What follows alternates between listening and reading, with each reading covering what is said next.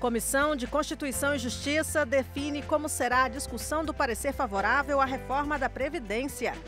Homens e mulheres na hora da aposentadoria. As normas devem ser as mesmas? Reportagem especial explica o que pode mudar. Ministros na Câmara. Hoje passaram por aqui Ciência e Tecnologia, Direitos Humanos e Meio Ambiente. Veja como foram os debates.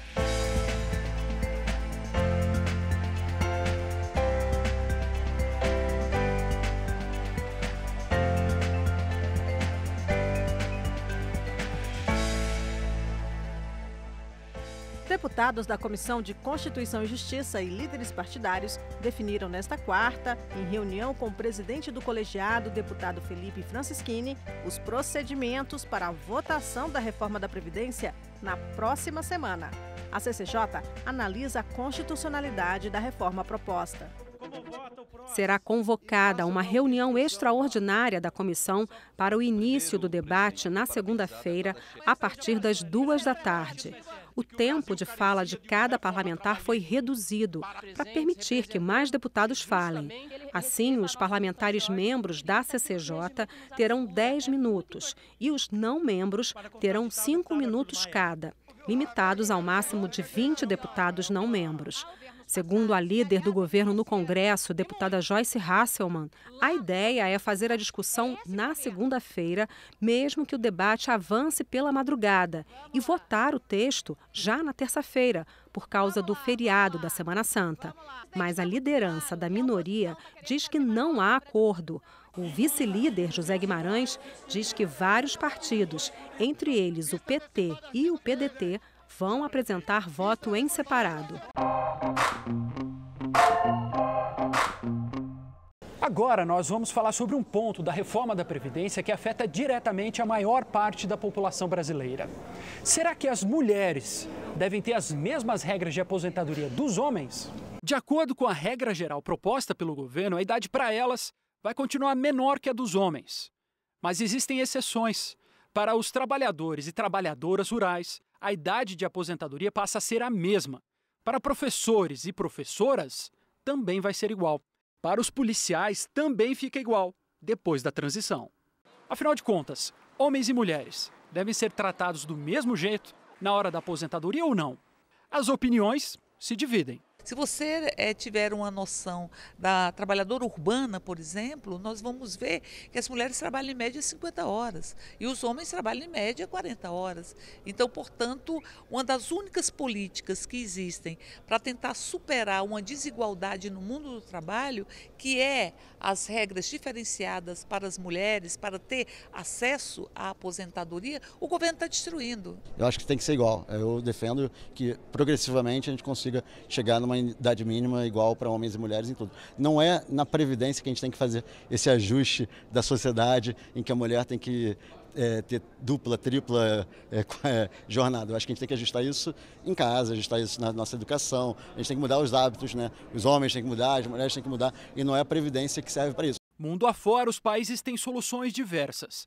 De uma série com o Brasil e outros 12 países analisados pelo IPEA, 5 têm regras que diferenciam homens de mulheres. É o caso da Rússia, da China, que tem diferença para mulheres chamadas não profissionais, ou seja, que não têm curso técnico ou superior, da Argentina, do Chile e da Itália, onde a diferença vai acabar em 2026. Outros 7 países já não fazem qualquer distinção. Índia, África do Sul, México, Portugal, Alemanha, Suécia e Estados Unidos. Para o autor do estudo, isso revela uma tendência. Mas ele lembra outra consequência do acúmulo das tarefas domésticas. As mulheres têm mais dificuldade de contribuir para a Previdência. Ela não consegue se manter de forma regular no mercado de trabalho porque ela é muito penalizada quando ela se torna uma mãe. Essa divergência aí é só uma de várias. A solução passa aqui pela Câmara dos Deputados. O governo Bolsonaro propôs a reforma da Previdência, mas cabe ao Congresso decidir como ela vai ser.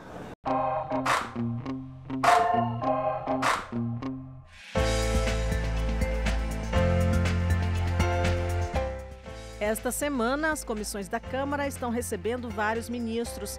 Tereza Cristina, da Agricultura, defendeu a aceleração das licenças para que alguns dos agrotóxicos sejam usados no Brasil. A ministra Tereza Cristina defendeu o uso de agrotóxicos na agricultura brasileira. Ela afirmou que, quando utilizadas de forma correta, essas substâncias químicas aumentam a produção e garantem o lucro para o produtor. Ela defendeu que os defensivos agrícolas que já foram liberados são seguros para o homem e para o meio ambiente.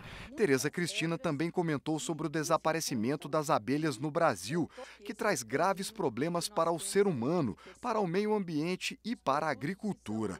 Segundo ela, isso pode ter sido provocado por agrotóxicos ilegais. O problema das abelhas, lá no Rio Grande do Sul, principalmente, né, foi usado um produto chamado sulfoxaflor. Esse produto, ele não está registrado no Brasil. E aí eu quero dizer a vocês, esse é o grande problema dessa fila enorme que não registra produtos, que não testa produtos. Esse produto, muito provavelmente, entrou de maneira ilegal no Brasil, está sendo usado de maneira errônea e causou a morte das abelhas. A ministra também defendeu o projeto de lei que dá ao Ministério da Agricultura o poder de liberar o uso de defensivos agrícolas em caráter temporário, mesmo que eles ainda não tenham sido analisados pela Anvisa e pelos outros órgãos que participam do processo. Nesse projeto não existe colocar mais veneno, tudo isso é balela, falácia, palanque político, né? Denegrir o meu nome, do deputado Nishimori, como se nós fôssemos bandidos contra a agricultura brasileira, contra o cidadão brasileiro. O deputado Alexandre Padilha discorda. Ele acusa o governo Bolsonaro de liberar agrotóxicos indiscriminadamente. O Brasil tem dois grandes problemas. Um é a escalada de registro de agrotóxicos. Esse ano foram mais de 100. Teremos um novo recorde. Só para vocês terem ideia, nos últimos 3 anos, mais da metade de registro de agrotóxicos existiu no Brasil nos últimos 3 anos, o que é gravíssimo. Né? E também o acompanhamento disso, que também é de responsabilidade do Ministério da Agricultura. O deputado José Maria Schreiner rebateu Padilha, afirmando que o governo está apenas fazendo a modernização dos processos de análise destes produtos químicos. Só para dar um exemplo, os Estados Unidos e Canadá levam-se, em média, 24 meses para aprovar um novo produto, uma nova molécula. Né? E aqui no Brasil você chega a demorar 8 a 10 anos, então, portanto, é uma diferença enorme. 2 comissões receberam o ministro do Meio Ambiente, Ricardo Salles, nesta quarta-feira. Muita gente acompanhou a audiência pública no plenário 2 do Corredor das Comissões. Cupacó, que é líder de uma comunidade indígena no Maranhão, era um dos presentes. Ele está preocupado com o processo de demarcação de terras. Não vamos desistir, tem que lutar pelos nossos direitos, porque os povos indígenas são primeiros habitantes do Brasil. Diversos assuntos foram debatidos com o ministro do Meio Ambiente. Os deputados quiseram saber de Ricardo Salles, por exemplo, por que o IBAMA autorizou a realização de leilões de privatização de petróleo, que incluem campos da camada pré-sal, perto da região do Parque Nacional dos Abrolhos, uma das regiões de maior biodiversidade no Oceano Atlântico. A norma, aliás, norma essa que não é dessa gestão, vem de 2 anos atrás, diz que, na ausência dos pareceres técnicos exaustivos, prévios à autorização do leilão, poderão os órgãos, Ministério do Meio Ambiente e Ministério de Minas e Energia, através da ANP e do IBAMA, fornecerem subsídios para que se autorize a consecução do leilão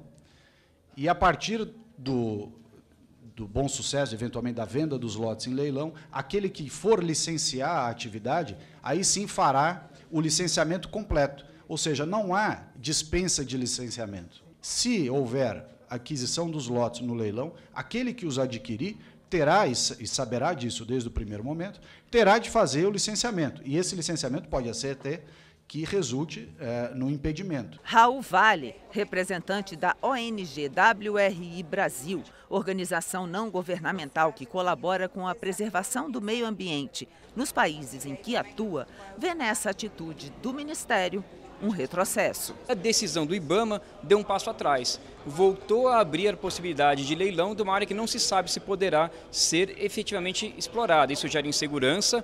Mais do que isso pressiona os órgãos ambientais posteriormente a liberarem a licença, porque já tem um empreendedor que ganhou o leilão, ele tem todo o interesse que aquilo vá para frente e, portanto, a gente cria uma confusão desnecessária em algo que já estava vencido. Para o deputado Alessandro Molon, um dos autores do pedido para a realização da audiência pública, o ministro do Meio Ambiente não convenceu. Muito decepcionante a vinda do ministro aqui, porque nós esperávamos que ele fosse apresentar um conjunto de metas, o seu planejamento, já que o governo hoje completa 100 dias.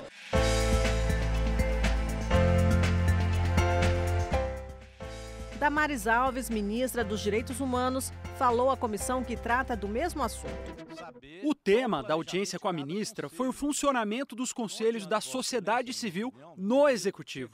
Esses colegiados supervisionam e fiscalizam a atuação do governo. A comissão analisa o esvaziamento dos conselhos, que não estariam funcionando. Todos os nossos conselhos estão funcionando e hoje, exatamente hoje, 2 conselhos estão reunidos. O Ministério reconhece a importância da sociedade civil, o Ministério reconhece a importância dos conselhos e estamos trabalhando em conjunto, estamos trabalhando em comunhão. Os deputados ouviram uma versão diferente de uma conselheira. A nossa reunião extraordinária de janeiro ela não ocorreu por conta de problemas no Ministério. A reunião de fevereiro ela foi adiada, inclusive eu tive que ir até o Ministério, dialogar com os servidores e com o secretário adjunto, Alexandre, para que houvesse a reunião que foi feita assim muito bem em cima da hora. Então a gente teve vários problemas aí para conseguir e essa foi uma realidade que é relatada em vários colegiados. O tema oficial da audiência logo deu lugar a outro, a própria ministra Damares. Deputados governistas declarando apoio, opositores criticando. A cada participação, aplausos e vaias. Entre críticas e elogios, a ministra Damares Alves chorou. A resposta sobre a atuação dos conselhos veio. Por que demorou um pouco dos conselhos estarem todos constituídos? O governo tem que mandar representantes para os ministérios. E todos os ministérios estavam se organizando agora. E eu tive muito trabalho com isso, dos ministros mandarem seus representantes.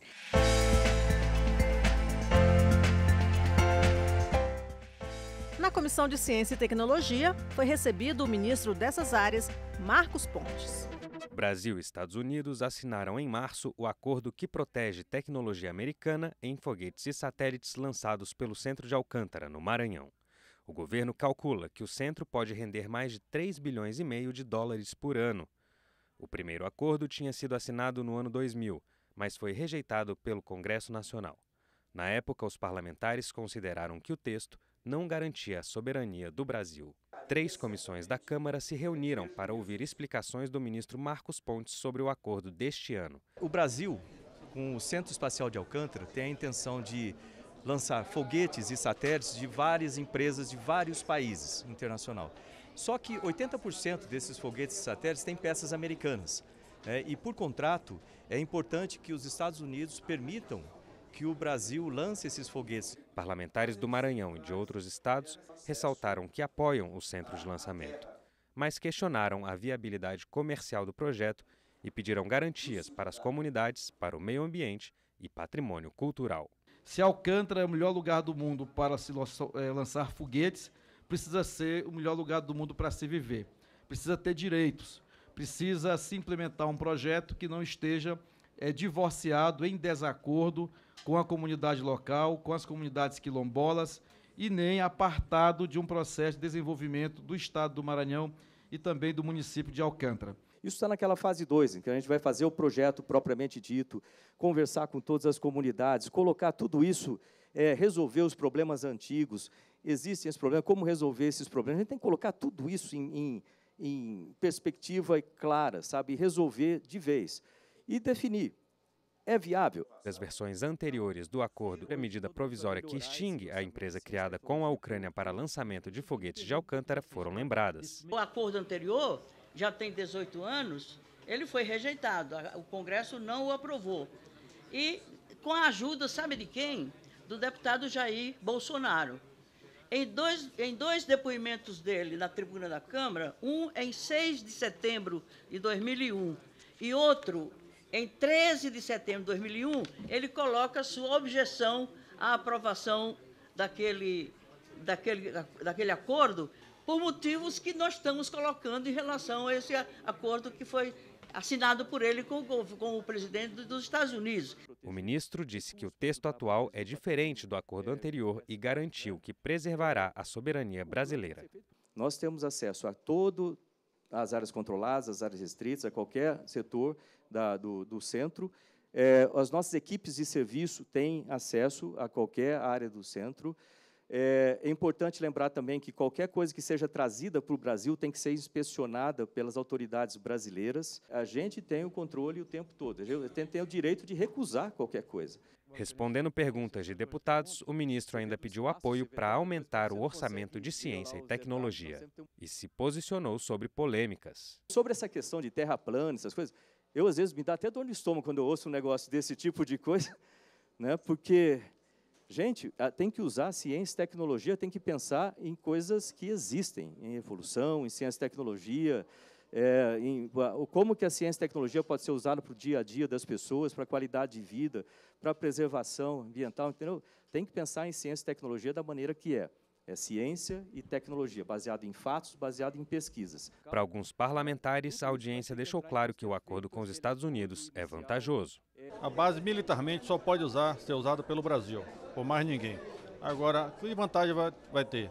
Vantagens comerciais. Nós vamos ter muito recurso entrando, satélites de vários países. Para outros, o projeto tem problemas. Nós entendemos que essas questões relacionadas às comunidades locais, sobretudo os quilombolas, e as questões ambientais, elas não são secundárias.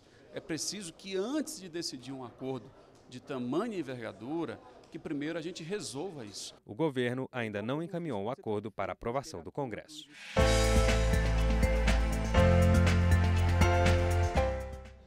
Foi aprovada pelo plenário da Câmara uma medida provisória que extingue uma empresa formada por um acordo entre Brasil e Ucrânia. Parceria que era para lançar satélites a partir da base de Alcântara, no Maranhão, mas que não vingou. Isso abre caminho para um novo acordo assinado entre Brasil e Estados Unidos para o uso da base de Alcântara. Também foram aprovados 2 projetos de lei reivindicados pelos cerca de 4.000 prefeitos que estão em Brasília esta semana em busca de resolver problemas dos municípios. São propostas que mudam regras de consórcios públicos.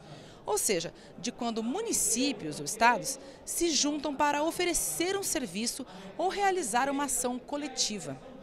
A primeira mudança é a que permite que o consórcio receba dinheiro do governo federal, mesmo que os integrantes do grupo não cumpram todas as exigências legais de regularidade. A segunda proposta deixa claro que os empregados de um consórcio público devem ser contratados via CLT. Os deputados ainda aprovaram um projeto que alonga um benefício fiscal dado a construtoras de moradias de baixa renda do programa Minha Casa Minha Vida.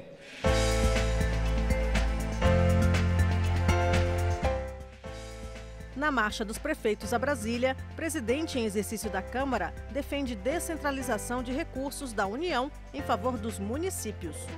No penúltimo dia da 22ª Marcha a Brasília em defesa dos municípios, o presidente em exercício da Câmara, deputado Marcos Pereira, defendeu a descentralização de recursos da União em favor das mais de 5.000 prefeituras de todo o Brasil.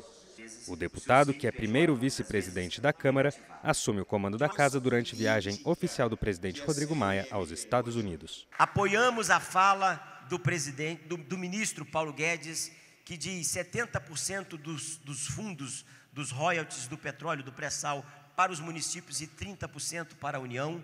Não é admissível que hoje a União fique com a maior parte dos recursos que são arrecadados dos munícipes, que são arrecadados dos cidadãos, e isso se perca na grande e enfadonha burocracia de Brasília. De maneira que não é admissível, presidente, que os prefeitos, como a gente costuma dizer no jargão do dia a dia, venham para Brasília e fiquem de pires na mão. Em entrevista aos jornalistas depois do evento, o deputado Silvio Costa Filho ressaltou que o Ministério Público e os órgãos de controle também devem estar engajados na realização do chamado Pacto Federativo. O papel do Ministério Público, dos tribunais de contas são fundamentais, mas a gente está vendo hoje um excesso, muitas vezes, do próprio MP, que terminam engessando a gestão municipal. Os prefeitos estão se sentindo prejudicados, sem ter a tranquilidade de poder fazer uma gestão mais objetiva. Estas foram as notícias da Câmara nesta quarta-feira, 10 de abril. Para mais informações ou para rever nossas reportagens, acesse www.câmara.leg.br. O Jornal da Câmara volta amanhã. Até lá!